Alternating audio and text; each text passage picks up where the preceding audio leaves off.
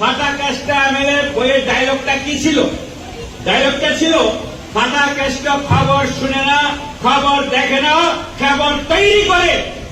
আর বাগবাসার বিধায়ক ফেসবুকে যারা আবুল তাবুল লেখেন, সাম রায় এন্ড সাম ডেভেলপ যারা লিখেছিলেন, তাদের উদ্দেশ্যে আমি বলতে চাই, বাগবাসার বিধায়ক ফেসবুকের আবল তাবল খবর শুনে না, খবর দেখে না, খবর পড়ে না, খবর তৈরি করে।